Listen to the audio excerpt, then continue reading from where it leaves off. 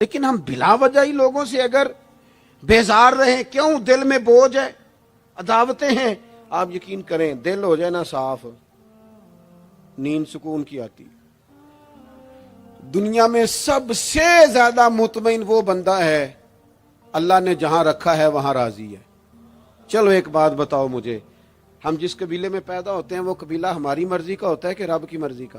جلدی جلدی بتاؤ، اتنی دیر نہ کرو، کس کی مرضی ہوتی ہے؟ تو پھر جو قبیلہ اللہ نے میرے اور آپ کے لیے پسند کیا ہم کیوں نہیں پسند کرتے؟ جو دادا نانا چچا ماموں اللہ نے میرے لیے پسند کی، یہ رشتے اللہ نے بنایا ہے نا، تو ان سے آوازار ہے، تو ان سے تنگ ہے۔ وجہ جو اللہ نے تیرے لیے پسند کیا اسے پسند کر۔ حضرت ابراہیم ابن ادم رحمت اللہ علیہ ایک دفعہ مریدوں کے بیچ بیٹھے تھے تو آپ فرمانے لگے دنیا میں جو کچھ ہو رہا ہے میری مرضی سے ہو رہا ہے۔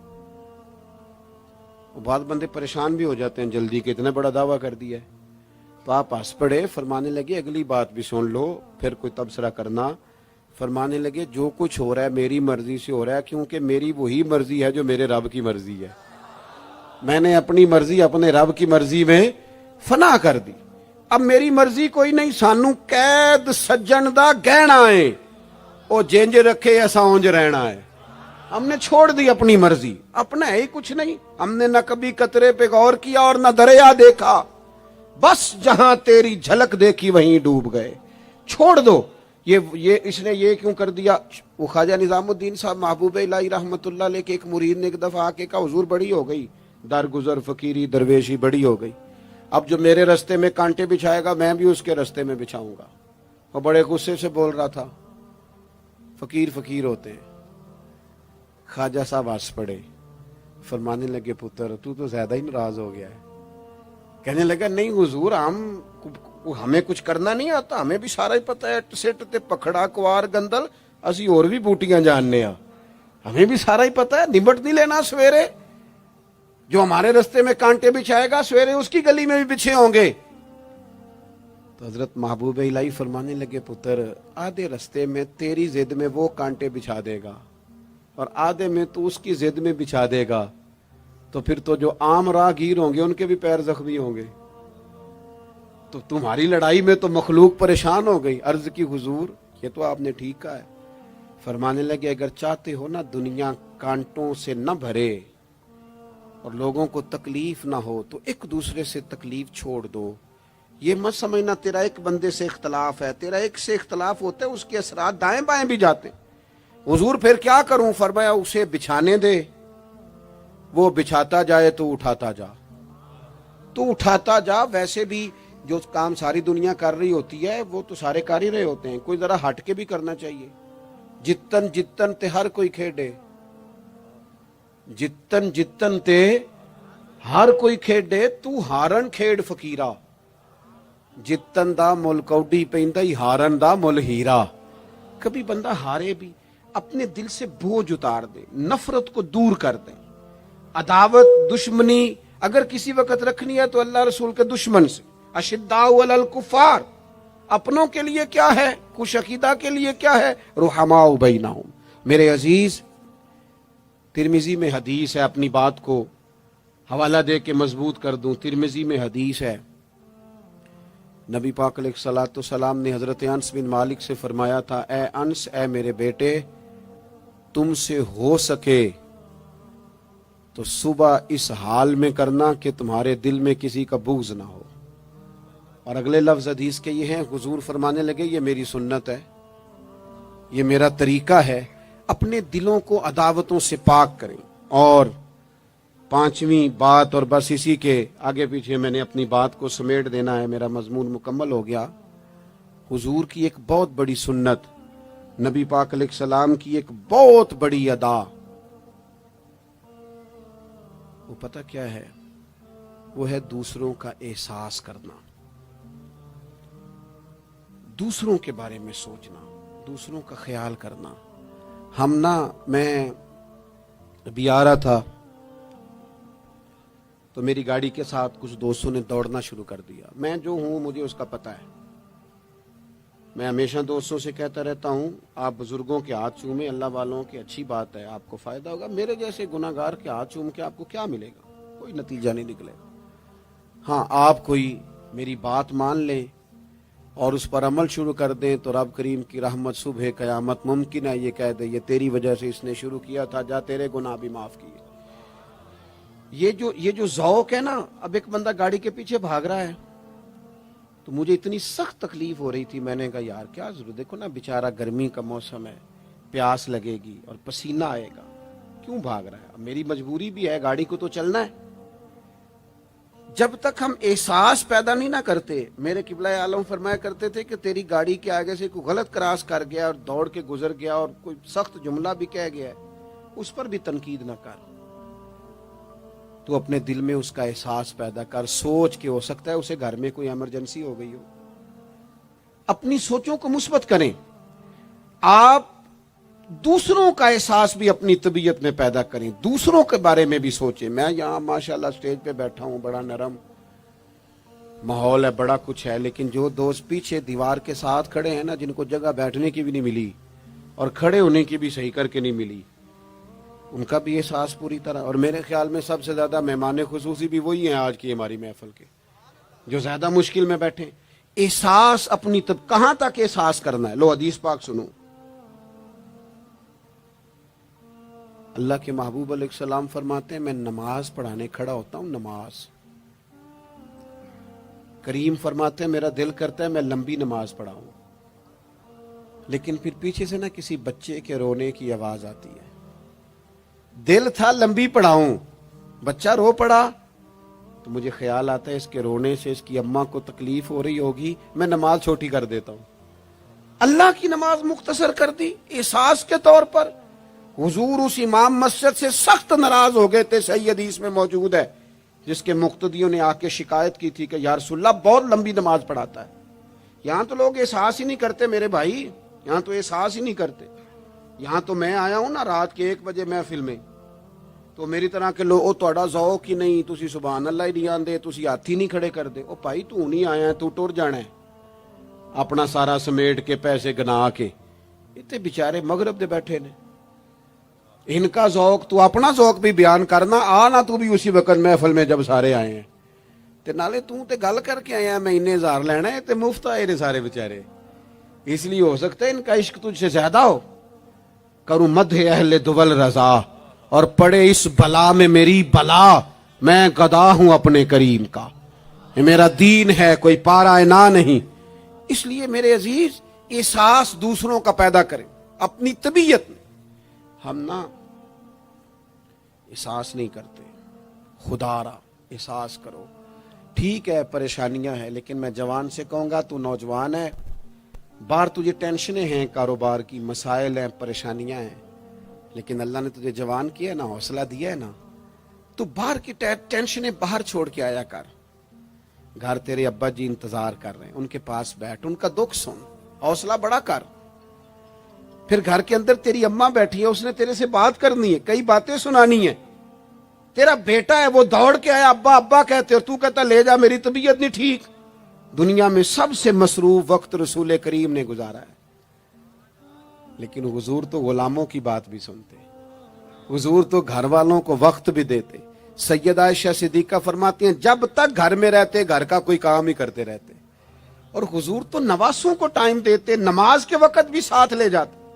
کیوں ہم اپنے آپ سے دوسروں کا احساس نکال بیٹھیں، دوسروں کے بارے میں تھوڑا احساس. آپ تھوڑے دن پہلے نا، کچھ عرصہ پہلے کچھ لوگ آگے میرے پاس کہنے لگے کہ کوئی طالب علم کوئی عالم مل جائے مدرسے میں سے آپ کے، اور ہم نے نا وہاں اپنے ہاں امامت کے لیے اور جمعہ کے لیے اس کو لے جانا ہے. میں نے کسی طالب علم سے کہا چلے جاؤ. وہ کہنے لگے تنخواہ کتنی دینی ہے؟ میں نے کہا کوئی زیادہ نہیں، جتنا آپ کے گھر کا خرچہ ہے اتنا اس کو بھی دے دیں. وہ پریشان ہو گیا، جی میں تسی نہیں سارے ہو گئے تو اتنے پیسے دے دیں جتنا ہمارا خرچہ ہے. ہم تو صاحب ہوتے ہیں، اس کو کیسے دے دیں یہ والا خرچہ؟ تو کہنے لگے نہیں جی وہ تو ٹھیک ہے، تسی کوئی 10 چھڑو. اور میں نے کہا میں آپ کو وہ بتا رہا ہوں جو حضرت صدیق اکبر نے بتایا ہے. آپ کی تنخواہ کتنی لگائیں؟ کہا درمیانے مہاجر کا جتنا خرچہ ہے نا اتنا میرا بھی لگا دو. حضور گزارا نہ ہوا، فرمایا میں لوگوں کی تنخواہیں بڑھا دوں گا، جہاں سب کا گزارا ہوگا ابو بکر کا بھی ہو جائے گا.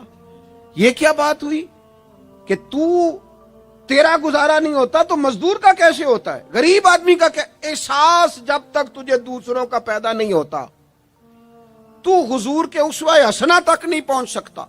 تو نے نبی پاک کا طریقہ نہیں اپنایا. یہ پتہ ہے حضور جو غاروں میں روتے تھے اور سارا دن تبلیغ کرتے تھے اور طائف تشریف لے جاتے تھے اور عکاظ کی منڈیوں میں جاتے تھے، یہ احساس تھا، یہ درد تھا جو میرے محبوب کو لے جاتا تھا. احساس تھا. حضور چاہتے تھے رب کا کوئی بندہ دوزخ میں نہ جائے. اللہ کے محبوب رات کو روتے، دن کو تبلیغ کرتے، گلی گلی جاتے، لوگوں کو سمجھاتے. کوئی ایک بار دین کی بات پوچھتا، 10 بار بھی اس سے پوچھتا تو بتاتے. کیوں؟ احساس ہے. بات ختم کرنے لگا ہوں. سیدہ طیبہ طاہرہ ام المومنین سیدہ عائشہ صدیقہ رضی اللہ تعالیٰ عنہ فرماتی ہیں، ایک دن حضور مجھ سے فرمانے لگے، کریم فرمانے لگے، عائشہ ایک بات بتاؤں تمہیں؟ یا رسول اللہ فرمائیے. تو کریم فرمانے لگے، عائشہ جب تم مجھ سے راضی ہوتی ہو پھر بھی مجھے پتہ چل جاتا ہے، اور جب تمہارے دل میں کوئی بات ہوتی ہے پتہ مجھے پھر بھی چل جاتا ہے. کہتے میں نے جلدی سے عرض کی، حضور میں اور آپ سے ناراض. تو فرمایا بتاؤں پھر؟ حضور بتائیے. فرمایا عائشہ کبھی کبھی قسم اٹھاتی ہو؟ یا رسول اللہ اٹھاتی ہوں. فرمایا جب ہوتی ہو نا مجھ سے راضی تو کہتی ہو مجھے محمد مصطفیٰ کے رب کی قسم، اور جب تمہارے دل میں کوئی بات ہوتی ہے تو پھر کہتی ہو حضرت ابراہیم خلیل کے رب کی قسم. پھر حضرت جناب عائشہ صدیقہ کہتی ہیں میں تمہیں بتا نہیں سکتی لوگوں میرے دل کا عالم کیا تھا یہ بات سن کے. یا رسول اللہ آپ لفظوں سے احساس کا پتہ کر لیتے ہیں کوئی سوچ کیا رہا. یہاں تو گھر والے پورا احتجاج کریں. احتجاج میں ایک دفعہ کہیں کھانے کے لیے گیا تھا تو میں نے کہہ دیا کھانا بڑا اچھا پکا ہے. ایک آدھ اور بزرگ سے بھی میں نے وہ بات سنی تھی، پھر وہ پریکٹیکلی میرے ساتھ ہوں، میں کھانا بڑا اچھا ہے جی. تھوڑی دیر کے بعد نا گھر کے اندر سے رونے کی آواز آنے لگی. تو مناسب تو نہیں ہوتا کسی کے گھر کے مسئلے میں ایسی بات پوچھنا، لیکن وہ جب ماحول زیادہ ہی بڑا تو میں نے میزبان سے کہا کہ خیر تو ہے گھر میں سب ٹھیک ہے؟ تو کہنے لگے آپ کی وجہ سے رو رہے ہیں. میں نے کہا کہنے لگے آپ نے بڑی تعریف کی ہے نا، کھانا بڑا اچھا پکا ہے. تو میری بیوی ہے تو عزیزوں میں سے، پر وہ گھر غریب ہے. اس نے کہا 14-15 سال ہو گئے اس گھر میں کھانا پکاتے، آج تک نہیں کسی نے کہا اچھا پکا ہے. میں غریب کی بیٹی ہوں، آج وہ تعریف سنی ہے تو دل کسی اور طرف ہی چلا گیا ہے. اتنا بھی احساس نہیں جو صبح سے گرمی میں کھڑے. آپ کو پتہ ہے نبی پاک نے کبھی کھانے میں نقص نہیں نکالا تھا. سیدہ عائشہ کہتی ہیں پسند ہوتا تو کھا لیتے ورنہ چھوڑ دیتے. کبھی عیب تو ہنڈیا پھینک دیتا. آنا گرمی میں تو بھی کھڑا ہونا، جہاں اماں کھڑی ہے، بیوی کھڑی ہے، بہنیں کھڑی ہیں، کھڑا ہونا 10 منٹ. تو بھی احساس ہی نہیں، صرف اپنا ہی پتہ ہے. سیدہ عائشہ صدیق یہ حضور کا اسوہ حسنہ ہے. یہ طریقے اپناؤ زندگی میں. 4 5 8 چیزوں کو فقط سنت نہ سمجھو، یہ وسعت ہے حضور کے اسوہ نور میں. سیدہ عائشہ کہنے لگی، کریم فرمانے لگے تم قسم اٹھاتے حضرت ابراہیم کا نام لیتی ہو تو میں سمجھ جاتا ہوں. جناب عائشہ کہتی ہیں بس دل مچل گیا، کیفیت اور کی اور ہو گئی. میں نے کہا حضور پھر مجھے قسم ہو محمد عربی کے رب کی، میرے لبوں سے آپ کا نام ہی جاتا ہے، میرے دل میں آپ ہر وقت موجود رہتے ہیں. میرے عزیز کچھ باتیں آپ سے میں نے عرض کی. میں اپنی گفتگو کو بھی دیکھتا ہے جو بڑے مالدار ہوتے ہیں، اور ایسے لوگوں کو بھی دیکھتا ہے جو بیچارے ایک وقت کھاتے ہیں اور دوسرے وقت کے لیے پریشان رہتے ہیں. اپنی زندگی میں وہ صحت مند، توانا، خوبرو لوگوں کو بھی دیکھتا ہے، اور بیمار اور کمزور، ضعیف اور ناتواں لوگوں کو بھی دیکھتا ہے. اس کے ارد گرد ایسے لوگ بھی ہوتے ہیں جو بڑی خوش و خرم زندگی گزار رہے ہوتے ہیں، اور ایسے لوگ بھی ہوتے ہیں جو کسی وجہ سے پریشان، تکلیف میں گھٹے گھٹے سے ہوتے ہیں. انسان اپنے ماحول سے بھی سیکھتا ہے، معاشرے سے بھی سیکھتا ہے، اور پھر جب وہ لوگوں کے قریب جاتا ہے اور اپنے گھر سے اٹھ کر وہ لوگوں سے ملاقات کرتا ہے تو مختلف قسم کے مشورے، مختلف قسم کی آراء اور مختلف قسم کے مشیر اسے ملنا شروع ہو جاتے ہیں. ان ساری چیزوں کے ماحول میں انسان کی سوچیں پنپتی ہیں، اور اسے بالیدگی کا موقع ملتا ہے، وہ باشعور ہونے لگتا ہے، پھر وہ کسی ایک جگہ ٹھہر جاتا ہے۔ بعض اوقات کسی مالدار کی طرف دیکھ کر پوری طرح رک جاتا ہے اور سوچتا ہے کہ نہیں، میں پیسہ ہی کماؤں گا تو پھر ہی ٹھیک ہے۔ بعض اوقات کسی مشہور آدمی کو خوش قسمت سمجھ لیتا ہے اور پھر وہ کوشش کرتا ہے کہ جتنے بھی جتن کیے جائیں کسی بھی طریقے سے شہرت حاصل کی جائے۔ وہ اس طرح کر کے ہماری ملت کے جوان بھی، ہمارے لوگ بھی، پھر میں نے ایسے لوگوں کو بھی دیکھا ہے جو اگرچہ بہت بڑے کسی ادارے سے پڑے ہوئے تھے اور مالدار تھے اور وزادار تھے، اور انہوں نے یہ دیکھا کہ پاکستان میں آ کر، یہاں پہنچ کر مجھے خدمت کا کام کرنا چاہیے، آئے، اچھی نیتوں کے ساتھ آئے ہوں گے، کوئی ان کے پیچھے نیک مقاصد ہی ہوں گے، لیکن جب انہوں نے پاکستانی سیاست کا ماحول دیکھا نا، تو پھر نہ ڈگریاں نہ تعلیم کچھ بھی نہیں، وہ جس طرح کا ماحول تھا اسی طرح کے بن گئے، روایتی ہو گئے۔ کسی نہ کسی کے پیچھے یوں ہی لوگ لگ جاتے ہیں اور طرز زندگی اختیار کرتے ہیں۔ ہمیں لگنا ہوتا ہے کسی نہ کسی کے پیچھے، ہم پیروی کرتے ہیں لوگوں کی، لوگوں کو دیکھتے ہیں، اس حساب سے ہم اپنے آپ کو مرتب کرتے ہیں۔ پھر میرے بھائیوں، ایک مسئلہ اور بھی ہوتا ہے، انسانوں میں صرف خوبیاں نہیں ہوتی، عام انسانوں میں بشری کمزوریاں بھی ہوتی ہیں۔ ہم بعض اوقات کسی کے پیچھے چلتے ہیں تو تعریفوں کے پل باندھتے ہیں، محبتوں اور عقیدتوں کا لمبا چوڑا اظہار کرتے ہیں، پھر تھوڑا سا ٹائم گزرتا ہے اور تھوڑا سا قرب ملتا ہے تو پھر ہمیں اس بندے میں خامیاں نظر آنی شروع ہو جاتی ہیں۔ کورے ورک کتاب نہیں ہوندے، پتھر دل گلاب نہیں ہوندے، سجنا پہلو ہی سوچ کے لائیں پھر یاراں نال حساب نہیں ہوندے۔ سوچتے نہیں، سمجھتے نہیں، غور نہیں کرتے، جذباتی فیصلے کرتے ہیں، ماحول جذباتی ہے۔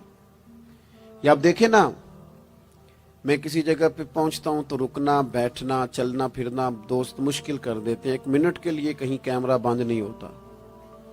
آپ بڑے تھکے ہوئے بھی ہوں تو آپ صحیح کر کے کہیں بیٹھ نہیں سکتے، چونکہ آپ کی چاروں جانب تو کیمرہ چل رہا ہے، کیسے بیٹھیں؟ نبی کی زندگی بہترین نمونہ ہے۔ ایک کامل اسوہ حسنہ تمہیں دیتے ہیں، کامل، مکمل۔ نبی پاک علیہ الصلوۃ والسلام کا جو وجود اطہر ہے نا، ایسا وجود اس کے اندر اللہ تعالیٰ نے ظاہری اور باطنی، یہ دیکھیں میں کسی جوش سے نہیں بول رہا، میں بڑی ہوش سے بات کر رہا ہوں، آپ سے بھی گزارش کرتا ہوں ہوش سے سننا۔ یہ بات میں درجنوں اور بیسیوں کتب کا نچوڑ آپ کے سامنے رکھ رہا ہوں۔ اللہ تعالیٰ نے نبی پاک علیہ الصلوۃ والسلام کے اندر ظاہری باطنی ساری خوبیاں بھر کے اپنے محبوب کو دنیا میں مبعوث فرمایا ہے، نہیں کھلا دیے، وہ جس راہ چل دیے ہیں کوچے بسا دیے۔ بعض لوگ ناراض نہ ہونا مجھ سے، بعض لوگ ہنستے ہیں، سونا نہیں ہنستے،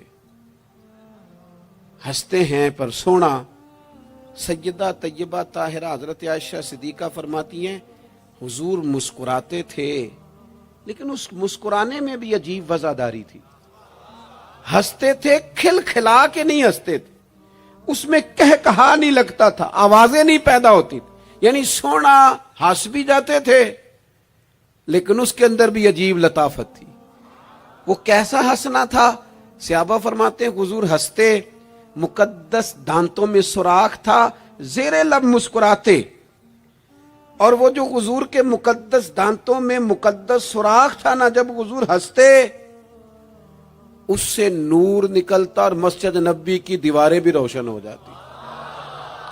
یعنی ایسا نہیں ہنسنا جس طرح کوئی میری طرح کا آدمی ہنستا ہے تو لوٹ پوٹ ہو جاتا ہے اور اس ہنسنے کے اندر کئی دفعہ وزاداری قائم نہیں رہتی، کئی دفعہ اس کے اندر وہ وقار قائم نہیں رہتا۔ حضور ہنستے تو تبسم کرتے، یعنی ہنس بھی رہے ہیں تو ہنسنا بھی بڑا ہی باکمال ہے۔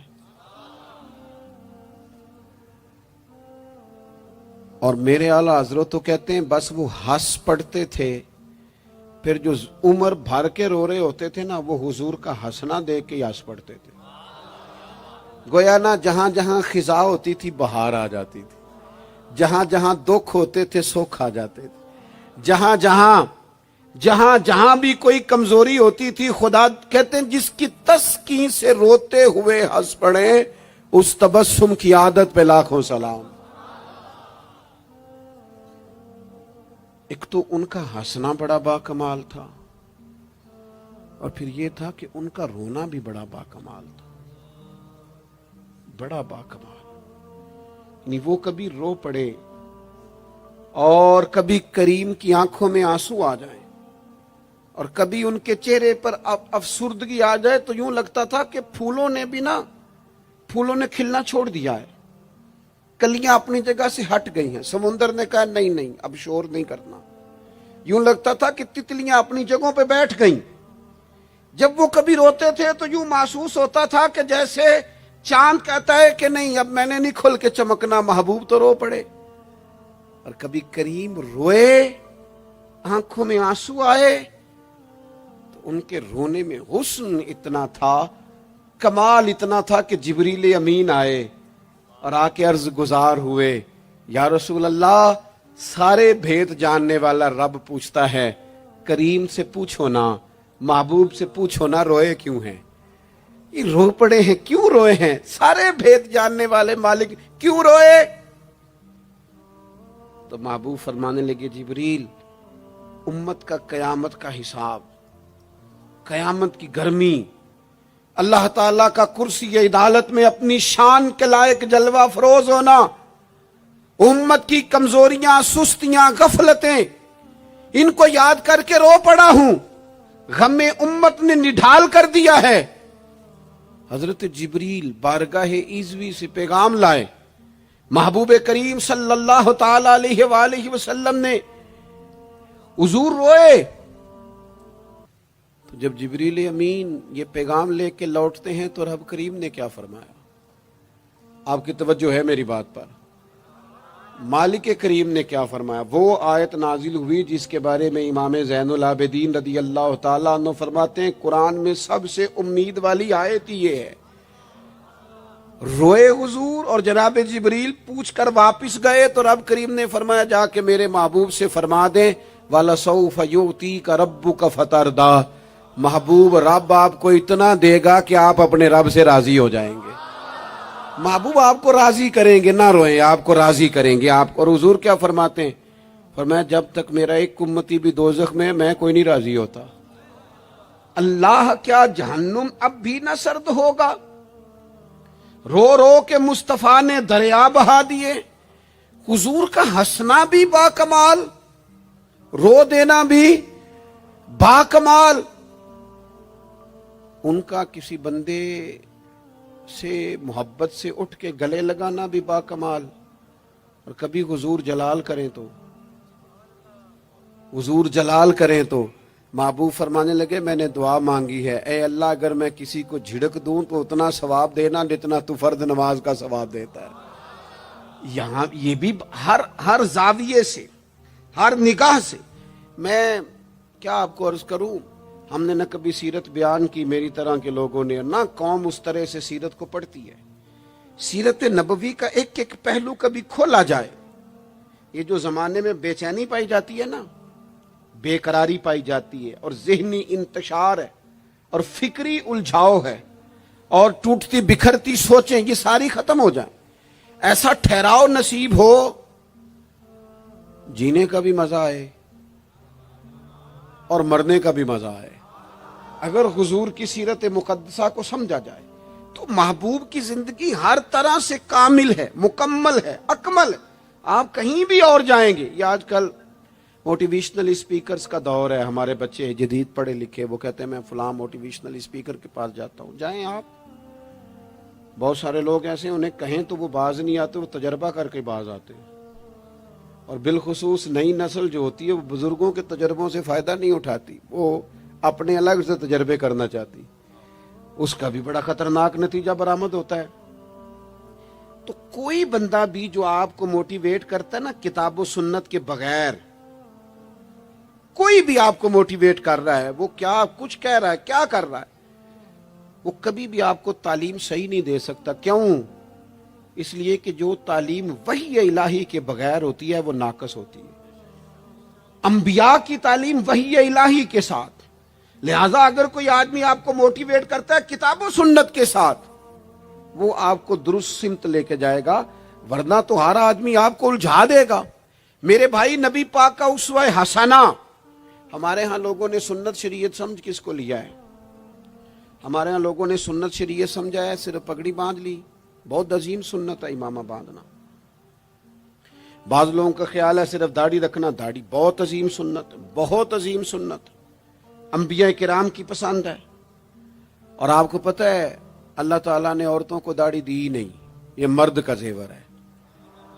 ہاں یہ مردانہ کام ہے، داڑھی مرد کا زیور ہے۔ اور پھر یہ آپ کے جسم کا حصہ ہے، داڑھی کا وزن کوئی نہیں ہوتا۔ پوچھ لیں جنہوں نے بڑی رکھی ہے، بے شک ان سے بھی پوچھ لیں، یہ وجود کا حصہ ہے، اس کا کوئی وزن، کوئی پریشانی۔ اور ایک اور بات نوجوانوں آپ سے کہہ دوں چلتے چلتے، بغیر داڑھی کے آپ سونے لگ رہے ہوں تو لوگ کہیں گے پیارے لگ رہے ہو، اچھے لگ رہے ہو، خوبصورت لگ رہے ہو۔ اور داڑھی کے ساتھ اگر کسی کو پیارے لگو نا تو جو تعریف کرے گا وہ تو تعریف ہی بڑی روحانی قسم کی ہے، وجدانی۔ یعنی آپ داڑھی کے ساتھ اچھے لگیں تو لوگ کہتے ہیں کتنا نورانی چہرہ ہے۔ اب دیکھو اس تعریف کے پیچھے جو جملوں کی ترتیب ہے اس میں حسن کتنا، داڑھی، امامہ، سفید لباس، اور پھر یہ کہ مسواک کرنا بڑی اعلیٰ سنتیں، میٹھا کھانا بڑی اعلیٰ سنت۔ لیکن یہی 4-5 سنتیں نہیں میرے بھائی حضور کی، یہ بہت بڑا مسئلہ ہے۔ بعض لوگ سمجھ فلاں جی سنت شریعت پہ عمل کرتا ہے، کیا کرتا ہے کہ داڑھی پگڑی والا ہے، وہ خدا کے بندے یہ عظیم سنت ہے، کون اس کا انکار کر رہا ہے؟ لیکن نبی پاک کا تو اسوہ حسنہ ہے، اس کے پیچھے تو پوری زندگی ہے۔ ادھر دیکھو میری، اچھا پھر ایک اور بات، بعض لوگ سمجھتے ہیں میٹھا بولنا صرف سنت ہے اور اخلاق کی علامت ہے، صرف میٹھا بولنا۔ آپ نے ناراض نہیں ہونا، میٹھا تو بعض بندے اپنے مطلب کے لیے بھی بولتے ہیں، وہ کام نکلوانے کے لیے بڑا میٹھا میٹھا بول رہے ہوتے ہیں۔ اور سنو میرے بھائی، صرف میٹھا بولنا ہی سنت نہیں، ہمیشہ سچ بولنا سنت ہے، ہمیشہ صحیح بات کرنا، دیانتدار رہنا۔ تو سمجھتا ہے 4 5 6 8 چیزیں ہی سنت ہیں؟ او خدا کے بندے، نبی پاک کی جو ادا سب سے پہلے دنیا کے سامنے آئی اور حضور کی جس ادا سے، سنت سے لوگوں کو سب سے پہلے واقفیت ہوئی، شور نہیں پڑ جاتا کسی چیز کا دنیا میں، معاشرے میں فلاں بندہ یہ کرتا ہے، فلاں ایک بندے کا ایک چیز تعارف بن جاتی ہے، تعارف۔ کوئی چیز لوگوں کے وجود کے ساتھ، نام کے ساتھ سابقہ لاحقہ بن جاتی ہے۔ جو چیز سب سے پہلے جس سے لوگوں نے میرے نبی پاک کا تعارف کیا اور لیا، ادھر دیکھو نوجوانوں میری طرف، جس چیز سے سب سے پہلے حضور کی جس ادا سے لوگ واقف ہوئے تھے وہ تو صادق اور امین ہونا ہے۔ سب سے پہلے لوگ واقف ہوئے تھے کہ ہمیشہ سچ بولتے ہیں، ہمیشہ سچ۔ ملت کا جوان تو لوگوں کو ہنسانے کے لیے جھوٹ بولتا ہے، کوئی فائدہ نہیں، کوئی فائدہ نہیں۔ جھوٹ بولنے کے لیے ڈنگے مارتے ہیں، بڑھ کے مارتے ہیں، میں یہ ہوتا ہوں، میں وہ ہوتا ہوں۔ جھوٹ بولتے ہو، کیوں زیادتیاں کرتے ہو اپنے ساتھ؟ نبی پاک علیہ السلام کی تو پہلی ادا، پہلی سنت جس سے لوگ واقف ہوئے وہ صادق اور امین ہونا ہے، اور لوگ کمزوری دکھاتے ہیں۔ میں آپ سے عرض کروں، آج پتہ ہے میرے ملک کا حال کیا ہے؟ آج اتنے درد میں ہیں لوگ، اتنی تکلیف میں ہیں۔ امیر لوگ تو پیٹرول پہ بحث کرتے ہیں، پیٹرول پہ زیادہ تر وہ لوگ بحث کرتے ہیں جن کی گاڑیاں بڑی ہوتی ہیں۔ غریب پیٹرول پہ بحث نہیں کرتا، وہ تو کہتا ہے کرایہ 10 روپے بڑھ گیا بس کا، کیونکہ اس کو تو بس میں آنا جانا ہے، پیٹرول سے تو اس کا لینا دینا نہیں۔ یہ تو امیروں کی باتیں، تگڑے لوگوں کی باتیں۔ یہ سارا عالم، اس ملک کا سب سے بڑا مسئلہ نہ قانون کا ہے، نہ معیشت معاشرت کا ہے، اس ملک کا سب سے بڑا مسئلہ دیانتداری کا ہے۔ یہاں اگر دیانتداری ہو جائے، سچ بولنے والا، بات کرنے والا سچ بولے۔ اذان سن لیں جی پہلے۔ ڈاکٹروں کے بارے میں رائے کیا ہے؟ چلیں بتائیں وابڈا والوں کے بارے میں رائے کیا ہے؟ آپ اپنی بھی ایک آدھ مولویوں پیروں کے بارے میں رائے کیا ہے، بس یہی حال کیا گیا، الا ماشاءاللہ بد اعتماد کر دیا گیا۔ ایسا نہیں ہے کہ صرف کسی ایک گروہ ایک طبقے کے بارے میں بددیانتی کو فروغ دیا گیا، جھوٹ کو۔ آج بھی کسی بھی شخص کو آپ لے لیں، اس کے بارے میں سچائی سے زیادہ جھوٹی خبریں زیادہ پھیلائی جاتی ہیں، افواہوں کا دور۔ اپنی زندگی میں جوانوں سچ بولو، دیانتداری کا مظاہرہ کرو۔ اس ملت کا جوان کیسے ترقی کرے گا جس کی ماں کہتی ہے کہ پتر تو سچ ہی نہیں بولتا، تو جاتا کہیں ہے بتاتا کہیں ہے، تو بات ہی ٹھیک نہیں کرتا، کیسے بات سنو۔ نبی پاک صلی اللہ تعالی علیہ وسلم نے جب مختلف جگہوں پہ تبلیغ دین کے پیغامات بھیجے تو ہرقل بادشاہ کو بھی حضور نے پیغام دیا۔ وہ بڑا سیانہ آدمی تھا، سمجھدار تھا، معاملہ فہم تھا۔ اس نے کہا میں کوئی جذباتی فیصلہ نہیں کرتا، کچھ چیزوں کے حضور کے بارے میں کچھ چیزوں کے سوالات میرے ذہن میں ہیں۔ اس نے کہا یار یہاں کوئی آیا ہوا ہو نا، مکے کا سردار، لوگ تجارت کے لیے آتے ہیں، کوئی سمجھدار سیانہ سردار وزادار آدمی تو لے کے آؤ۔ ابو سفیان ابھی مسلمان نہیں ہوئے تھے، وہاں گئے ہوئے تھے، اور آپ کو پتہ ہے کہ وہ ہر جنگ میں آگے تھے کلمہ پڑھنے سے پہلے۔ ان کو بلا کے لوگوں کو پتہ چلا یہ آئے ہوئے ہیں تو لے جا کے بادشاہ کے سامنے کھڑا کر دیا۔ ابو سفیان کہتے ہیں جب اس نے سوال جواب شروع کیے تو ظاہر ہے میں مخالف گروہ میں تھا۔ جب کوئی مخالف گروہ میں ہوتا ہے اس نے تعریف تو نہیں نہ کرنی ہوتی، وہ صرف ہمارے ملک میں رواج ہے کہ لوگ جو پارٹی چھوڑ کے آ رہے ہوتے ہیں اس کی بھی تعریفیں کر رہے ہوتے ہیں، اور جدھر جا رہے ہوتے ہیں پھر اس کی بھی۔ اللہ جانے کیسے اپنے دل کو سمجھاتے ہیں، ضمیر کو مطمئن کرتے ہیں، اللہ ماشاءاللہ۔ ابو سفیان کہتے ہیں میں چونکہ دوسرے گروہ میں تھا تو بادشاہ نے جو بات بھی پوچھی میں نے رائے مخالف دی۔ جو بھی پوچھا کہ وہ محبوب علیہ السلام جو دعوی نبوت کرتے ہیں، ان کا کلمہ پڑھنے والے امیر ہیں، غریب ہیں، بات کیا ہے، جنگیں ہوئی ہیں تو نتیجہ، ایک طویل گفتگو ہے۔ ابو سفیان کہتے ہیں آخر میں بادشاہ نے ایک سوال پوچھا، یہ جوان زیادہ غور کریں گے، سوال پوچھا۔ ابو سفیان کہتے ہیں مجھ سے کہنے لگا وہ جس کریم محبوب علیہ السلام نے دعوی نبوت کیا ہے کیا کبھی انہوں نے جھوٹ بھی بولا ہے؟ ابو سفیان کہتے ہیں میں چپ کر گیا۔ ایک منٹ کے لیے میرے دل میں خیال آیا معاذ اللہ کہہ دوں بولا ہے، پھر میں نے سوچا یہ تو عرب کی وزاداری کے خلاف ہے کہ میں جھوٹ بولوں۔ اور پھر ابو سفیان کہتے ہیں میرے دل کے کونے سے آواز آئی میں کوئی اور بات کروں گا تو شاید کوئی تھوڑی دیر کے لیے سوچے، اور اللہ کے رسول نے جھوٹ بولا یہ تو مانے گا ہی کوئی نہیں، یہ تو مخالف نہیں مانیں گے، کافر مشرک نہیں مانیں گے۔ بادشاہ کہنے لگا سوچتے کیا ہو، بتاؤ کیا کبھی انہوں نے جھوٹ بولا ہے؟ تو ابو سفیان کہتے میرے ہاتھ میں چھڑی تھی، میں نے اٹھا کے دوبارہ زمین پہ رکھی۔ میں نے کہا بادشاہ وہ رشتے میں میرے بھتیجے لگتے ہیں، میری ان سے مخالفت ہے، میں ان کے مقابل فوجیں تک لے کے آتا ہوں، وہ ہمارے بتوں کو برا کہتے ہیں، رائے کا اختلاف اپنی جگہ پر، لیکن وہ میرے سامنے پیدا ہوئے میرے بھتیجے ہیں، میں نے انہیں ماں کی گود میں بھی دیکھا ہے، دادا کے کندھوں پہ بھی دیکھا ہے، سیدہ خدیجہ کا دولہا بنے بھی دیکھا ہے، میں نے ان کی گود میں ان کی بیٹیوں کو کھیلتے بھی دیکھا ہے۔ اختلاف اور مخالفت اپنی جگہ پر وہ کریم میرے سامنے پیدا ہوئے اور ان کے مقدس بال میری آنکھوں کے سامنے سفید ہوئے، ان کی زبان سے جو بھی نکلتا ہے حق اور سچ ہی نکلتا ہے۔ وہ اسیر دشمن کی چاہ میں بھی، مخالفوں کی نگاہ میں بھی وہ امی ہے، صادق ہے، معتبر ہے، میرا پیغمبر عظیم تر ہے، کبھی زبان سے جھوٹ نہیں نکلا۔ اللہ آپ کو جزا دے۔ سنیں جی، کچھ خطیب بغیر نعروں کے بھی تقریر کر لیتے ہیں یار، اونچی سبحان اللہ کے بغیر بھی کام چل جائے گا انشاءاللہ۔ آپ خالی سنتے جائیں نہ بھی سبحان اللہ کہیں پھر بھی گزارا، اثر کرے نہ کرے سن تو لے میری فریاد، اور نہیں ہے داد کا طالب یہ بندہ آزاد۔ میرے عزیز نبی پاک علیہ الصلوۃ والسلام نے سچ بولا۔ ابو سفیان کہتے ہیں ان کی زبان سے سوائے حق سچ کے کبھی کچھ نکلا؟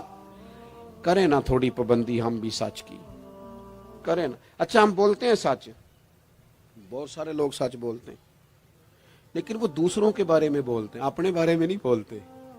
उसने इतना झूठ बोला, उसने इतनी करप्शन की, फलाने ने ये करे, दूसरों के बारे में बोल रहा है। अपने बारे में सच बोल, अपने बारे में तू बता, तूने क्या क्या क्या क्या किया है, ना इधर उधर की तू बात कर, बता के काफिला क्यों लुटा। मुझे राहजनों से गरज नहीं, तेरी राहबरी का सवाल है, तू कहां था, अपनी बात बता। अबू सुफियान कहते हैं जब मैंने बादशाह को ये बात बताई ना, उसने चादर कंधे पे रखी और वो जाने लगा, तो मैंने कहा यार तूने इतनी बातें पूछी, मैंने इतने जवाब दिए, कोई नतीजा, बाद का कोई रिजल्ट भी निकलता है ना, कोई एंड भी होता है, कोई नतीजा बता। तो कहते हैं बड़े तहम्मुल से, बुर्दबारी से बादशाह हंस पड़ा, हंस के कहने लगा नतीजा तो निकल आया। कहा क्या नतीजा निकला? तो कहने लगा यार जिस बंदे ने कभी बंदों से झूठ नहीं बोला, वो ये वाला झूठ क्यों बोलेगा कि मैं अल्लाह का रसूल बन के आया हूं। जो बोलते ही सच हैं, तो फिर गोया वो कह रहा था मान लो कि ये भी वो सच ही बोलते हैं कि मैं अल्लाह का रसूल बन के आया। एक तो हुजूर की इस अहम अदा को अपनाओ। आपको पता है किसी बाप ने किसी मजबूरी से कभी कहा होगा अपने बेटे को, चले 2 मिनट के लिए मान लेते हैं कोई मजबूरी होगी, उसने चले फर्ज किया किसी मजबूरी के तहत उसने कहा था अपने बेटे को कि बाहर जो बंदा आया उसे कह दो कि मैं घर में नहीं। चले मान लिया 2 मिनट के लिए तेरी मजबूरी थी, लेकिन मैं जिम्मेदारी से कहता हूं तूने एक दफा अपने पुत्र से कहा था ना झूठ बोल दे मैं घर नहीं, फिर तू सारी जिंदगी मिन्नत करेगा वो तेरे साथ भी सच नहीं बोलेगा। इतनी बड़ी बीमारी है, ये घर तोड़ती है, घर ये कबीले तोड़ती है, रिश्तों को कमजोर। क्यों झूठ बोलते हो रिश्ता करते वक्त कि बच्चा ये कमाता है ये कमाता, क्यों झूठ बोलते हो? साफ सुथरी 2 टोक बात करो। इतना बड़ा रिश्ता मियां बीवी का जो अल्लाह की निशानियों में से निशानियां झूठ पर कायम करते हो। बेटी के वालिदैन भी अल्लाह माशाल्लाह झूठ बोलते हैं, ये दे देंगे ये दे देंगे, बाद में कहते हैं लड़के वाले लालच करते हैं। आपने पहले लालच खुद पैदा किया, क्यों कहानियां सुनाई? इतना अहम रिश्ता जिसकी बुनियाद पर सारा घर चलना था, वो रिश्ता ही बद-एतमादी पर कायम है। जब एक दूसरे पर एतमाद ही नहीं है तो सुकून कैसे आएगा? अपनी जिंदगी में सच लाओ। दौलत लाने से ज्यादा जरूरी सच लाना है। घर में महंगी चीजें लाने से बेहतर है अपने घर में सच ले आओ, दयानतदारी ले आओ, घर भी बच जाएगा, कबीला भी बच जाएगा। जिम्मेदारी से कहता हूं सच बोलो, दयानतदार हो जाओ, मुल्क भी बच जाएगा। इस उम्मत का भलाई इस काम में है, ये हुजूर का उसवा हसना है। और तीसरी बात, नबी पाक की सुन्नत सिर्फ मिसवाक लेके दांत साफ करना ही नहीं, दिल साफ रखना भी मेरे नबी की सुन्नत है। दिल साफ रखना भी हुजूर का तरीका। दिल बड़े बोझ होते हैं हमारे दिलों पर, मुफ्त की नाराजगी, कोई लेना देना नहीं। वो जी फलाने बंदे ने ना जी अपनी बच्ची की शादी की है, बच्चे की शादी की, रिश्तेदार ने मुझे पूछा नहीं। भाई आपको क्यों पूछते, आप क्या हैं? उनका घर था, आपको आप बिला वजह आप नाराज हो के अपने घर में क्यों पूछते? आपको किस किताब में लिखा है, किस शरीयत में लिखा है, कहां कानून है आपसे पूछा जाए? वो फलाने बंदे ने मेरे बारे में बात की होगी, और यार तो इतना अहम नहीं है सारी दुनिया तेरे खिलाफ बातें करे, तो मुफ्त में टेंशन ले गया है। वो जो 2 बंदे दूर खड़े हैं वो कोई और बात कर रहे हैं, तेरी नहीं कर रहे। मुफ्त में अपने दिलों में बोझ, मुफ्त में बदगुमानियां। और जी फलाना बंदा अमीर हो गया, कैसे हो गया? ये तेरी ड्यूटी है, तेरी जिम्मेदारी है। मेरे आला हजरत फाज़िल बरेलवी रहमतुल्लाह लिखा है, हसद करने वाला बंदे पर एतराज नहीं करता, हसद करने वाला अल्लाह ताला की तकसीम पर एतराज करता है। माज़अल्लाह सुम्मा माज़अल्लाह। वो तो कह रहा है उसे नहीं मिलना चाहिए था, मुझे मिलना चाहिए था। आप जब इतनी ज्यादा अदावतें पैदा कर लेते हैं, आप क्यों नहीं उस चीज से खुश होते जो निजाम मेरे रब ने बना दिया है? इतनी बड़ी अल्लाह की मखलूक है, लेकिन हमें लोग अच्छे ही नहीं लगते। जिससे पूछ लो वो नाराज ही है, हर बंदा किसी न किसी से नाराज है, शिकवे कर रहा है। वो छोड़ दे यार, मैं किसी शख्स से बेजार नहीं हो सकता, एक जर्रा भी तो बेकार नहीं हो सकता। जिसे अल्लाह ने बनाया है वो बेकार। मैं बदअकीदा बद मजहब की बात नहीं कर रहा। वो फिर दोहराता हूं, एक तो हुजूर की जिंदगी कामिल है, मुकम्मल है, उसे पढ़ो। जिस जाविये से हंसना भी बा कमाल है, रोना भी बड़ा कीमती है। جس زاویے سے پڑھو گے کمال ہی کمال. اور پھر حضور کا اسوہ حسنہ پوری زندگی پہ لاگو کرو. ایک تو سچ بولیں، بددیانتی کبھی نہ کریں، جھوٹ کبھی نہ بولیں، اور اپنے دلوں سے سارے حسد، بغض، عداوتیں، دل دریا سمندروں ڈونگے، کون دلاں دیاں جانے، 14 طبق میرے دلے دے اندر، میں تمبو وانگوں تانے، دل میں گنجائش پیدا کریں. اور آخری بات آپ سے یہ عرض کی ہے، دوسروں کا احساس پیدا کریں. دوسروں کے لیے ہم اس دین کے ماننے والے ہیں اس میں سے آبا زخمی حالت میں میدان میں زخموں سے چور بھی پڑے ہونا تو پھر بھی کہتے ہیں پانی میرے بھائی کو پلا دو. پانی اس دین کے ماننے والے. ہمیں نا خود غرض کیا گیا، اپنی اپنی پہ لگا دیا گیا ہے. بانٹنا شروع کرو گے نا، بانٹنا، اس میں صفائی بھی ہے، برکت بھی ہے. اور جو بانٹتے ہیں ان کے خزانے خالی نہیں ہوتے، انہیں اللہ تعالیٰ بھی فرماتا ہے. پھر ایک دفعہ دعا کرتا ہوں اللہ تعالیٰ احباب کی کوشش کو اپنی بارگاہ میں قبول فرمائے.